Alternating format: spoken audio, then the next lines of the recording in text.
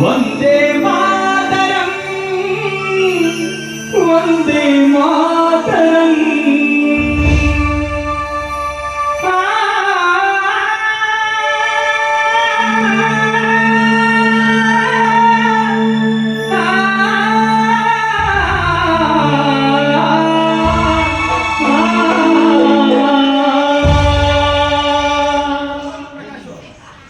ಭಾರತಾಂಬೆಯ ಮಡಿಲಲ್ಲಿ ಹುಟ್ಟಿದ ಭಾರತೀಯರೇ ಕೇಳಿ, ಭಾರತಾಂಬೆಯ ಮಡಿಲಲ್ಲಿ ಹುಟ್ಟಿದ ಭಾರತೀಯರೇ ಕೇಳಿ.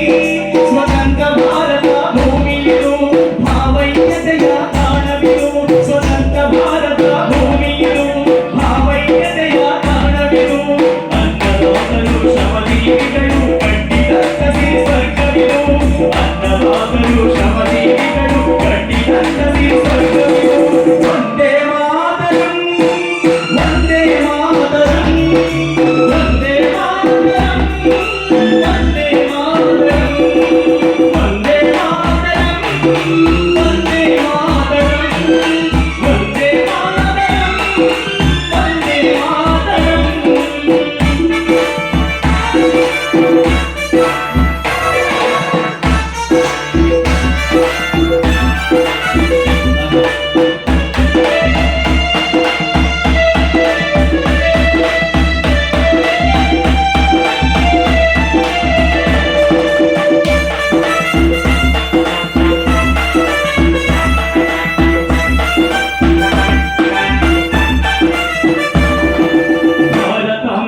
ಕರುಳ ಬಳ್ಳಿ ಅಶೋಕ ಚಕ್ರವರ್ತಿ ಕೆಚ್ಚೆದೆಯಿಂದ ಹೋರಾಡಿ ಜಗದೆಲ್ಲ ತಂದ ಕೀರ್ತಿ.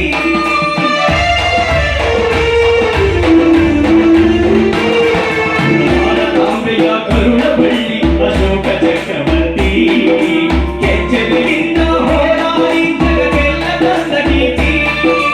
ಆಳ್ವಿಕೆ ಮಾಡಿದ ಪ್ರಜೆಗಳ ಪಾಲಿಗೆ ಆದ ವಿಶ್ವಮೂರ್ತಿ, ಆಳ್ವಿಕೆ ಮಾಡಿದ ಪ್ರಜೆಗಳ ಪಾಲಿಗೆ ಆದ ವಿಶ್ವಮೂರ್ತಿ. ಇಂದಿಗೂ ಎಂದೆಂದಿಗೂ ತಾನೊಬ್ಬ ತ್ಯಾಗಮೂರ್ತಿ, ತಾನೊಬ್ಬ ತ್ಯಾಗಮೂರ್ತಿ. ವಂದೇ ಮಾತರಂ, ವಂದೇ ಮಾತರಂ, ವಂದೇ ಮಾತರಂ, ವಂದೇ ಮಾತರಂ, ವಂದೇ ಮಾತರಂ, ವಂದೇ ಮಾತರಂ, ವಂದೇ ಮಾತರಂ, ವಂದೇ ಮಾತರಂ.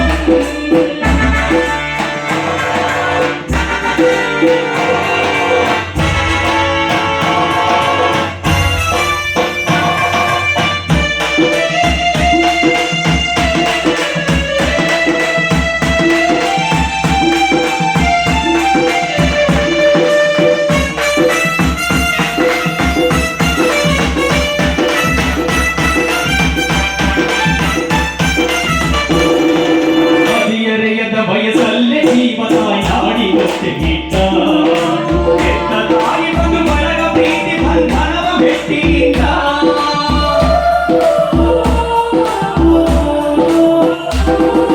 ಹದಿಹರೆಯದ ವಯಸ್ಸಲ್ಲೇ ಜೀವನಾಯಿ ಆಡಿದಷ್ಟೇ ಗೀತ, ಹೆತ್ತ ತಾಯಿ ಬಂದು ಬಳಗ ಪ್ರೀತಿ ಬಂಧನವ ಮೆಟ್ಟಿಯಿಂದ. ಮಗನೇ ಭಗತ್ ಸಿಂಗ್ ಎಂದು ತಾಯಿ ಕರೆದು ಕೂಗಿದಾಗ,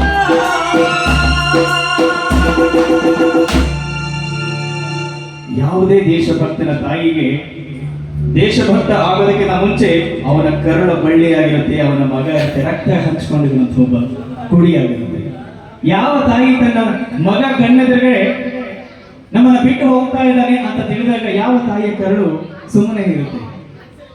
ಭಗತ್ ಸಿಂಗ್ ಅನ್ನ ಗಲ್ಲಿಗೆ ಏರಿಸ್ತಾ ಇದ್ದಂತ ಸಂದರ್ಭದಲ್ಲಿ ಎದುರುಗಡೆ ತಾಯಿಯನ್ನ ನಿಲ್ಲಿಸ್ಕೊಂಡಿರ್ತಾರೆ. ಅಂತ ಸಂದರ್ಭದಲ್ಲಿ ಇನ್ನೇನು ಗಲ್ಲಿಗೆ ಹಾಕಬೇಕು, ಎಲ್ಲೋ ಒಂದು ಕಡೆ ಆ ತಾಯಿಯ ಕರುಳು ಮಗನೇ ಭಗತ್ ಸಿಂಗ್ ನನ್ನ ಬಿಟ್ಟು ಹೋಗ್ತಾ ಇದೆಯಲ್ಲಪ್ಪ ಅಂತ ಕೂಗುತ್ತೆ. ಅದು ಭಗತ್ ಸಿಂಗ್ ಅರ್ಥ ಆಗುತ್ತೆ. ಅಂತ ಸಂದರ್ಭದಲ್ಲಿ ಭಗತ್ ಸಿಂಗ್ ಹೇಳೋ ಮಾತಿದೆಯಲ್ಲ, ಮಗನೇ ಭಗತ್ ಸಿಂಗ್ ಎಂದು ತಾಯಿ ಕರುಳು ಕೂಗಿದಾಗ, ನನ್ನ ತಾಯಿ ನೀನಲ್ಲ ತಾಯ ಜೈ ಭಾರತಾಂಬೆ ಎಂದ ಭಗತ್ ಸಿಂಗ್ ವೀರ ಮರಣ ಹೊಂದ.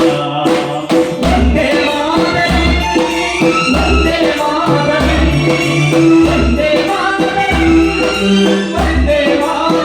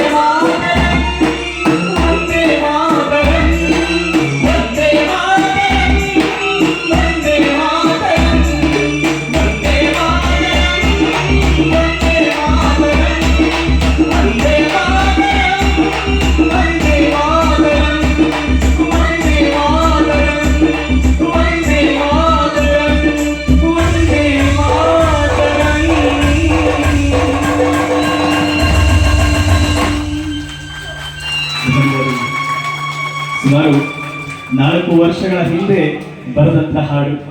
ತುಂಬಾ ದಿನಗಳಾದ ಮೇಲೆ ಈ ಹಾಡನ್ನ ಹಾಡುವಂತ ಸೌಭಾಗ್ಯ ಸಿಕ್ತು. ನಿಜವಾಗ್ಲೂ ಇಂಥ ಒಂದು ವೇದಿಕೆಯಲ್ಲಿ ನಾನು ಆಗ್ಲೇ ಕೂಡ ಹೇಳಿದೆ, ಸಾಮಾನ್ಯವಾಗಿ ಕೆಲವು ಜಾಗಗಳ